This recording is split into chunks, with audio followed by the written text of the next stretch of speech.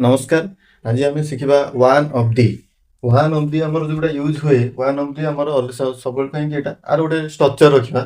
one of दी एटा कौन कहले जेकोसी sentence रे यूज करिए प्लूराल नाउन थी सिंगुलर वर्ब थी गोटे एग्जांपल नहीं देखा देखो वन ऑफ द स्टूडेंट ये रहा डैश आबसेंट टुडे तो ये आम कौन यूज करिया अधिकांश पिला माने भूल करती यूज करती कौन वन ऑफ द स्टूडेंट ये प्लूराल अच्छी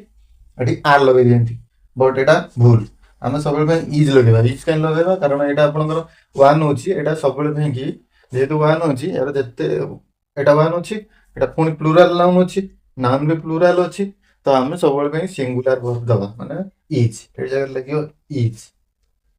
जमी one of the students one of the boys जितक भी आप टाइप सेंटेंस आसे तो आप सब इज लगे से जगह आप आर लगे ही ना आप मन रखु one of the plus plural noun plus singular verb यहाँ जो वन अच्छी तो से आपंकर इज ही लगे आ गोटे एग्जांपल दूसरी एग्जांपल आप आंसर निजे कहे आ गोटे दूसरी वन ऑफ दी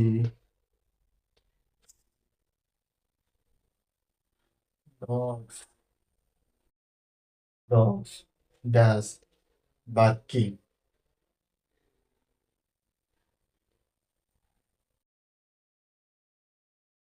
आपणकर option A B Etah is